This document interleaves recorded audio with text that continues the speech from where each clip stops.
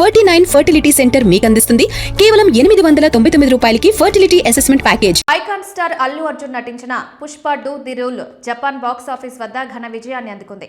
ఈ ఏడాది జనవరి 16న పుష్ప కుండ్రిన్ పేరుతో జపాన్ థియేటర్లో విడుదలైన ఈ సినిమా కేవలం 14 రోజుల్లోనే అద్భుతమైన వసూలు రాబట్టింది. ట్రేడ్ వర్గాల సమాచారం ప్రకారం ఇప్పటి వరకు ఈ సినిమా జపాన్లో 105 మిలియన్లు వసూలు చేసింది. వసూళ్లతో జపాన్లో అత్యధిక గ్రాస్ సాధించిన టాప్ 10 భారతీయ సినిమా జాబితాల్లోకి పుష్ప 2 చేరిపోయింది.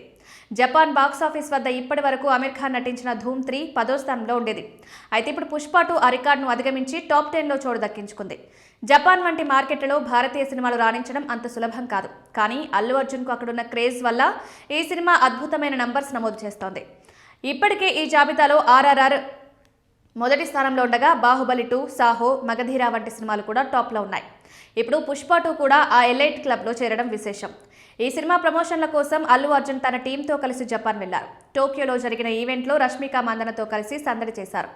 అక్కడ తన పాపులర్ డైలాగ్లను జపనీస్ భాషలో చెప్పి అక్కడి అభిమానులను ఫిదా చేశారు. Allu Arjun style, Sukumar making Japan ఆడియన్స్కు బాగా కనెక్ట్ అయింది.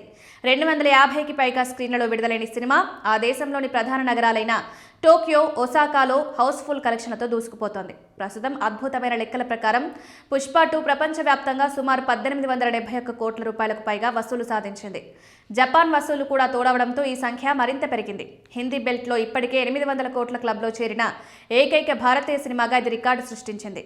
ఈ సినిమా చివర్లో పుష్ప 3 ఉంటుందని మేకర్స్ అధికారికంగా ప్రకటించడంతో పార్ట్ 3 కోసం ఫ్యాన్స్ ఇప్పుడే లెక్కలు వేస్తున్నారు. ఒక ప్రాంతీయ కథతో మొదలై ప్రపంచవ్యాప్తంగా గుర్తింపు తెచ్చుకోవడం అల్లు అర్జున్కే సాధ్యమైంది. జపాన్లో ఇప్పుడు జరుగుతున్న ఈ ర్యాంపేజ్ చూస్తుంటే రాబోయే రోజుల్లో అక్కడ మరిన్ని రికార్డులు క్రియేట్ అయ్యే అవకాశం ఉందని తెలుస్తోంది.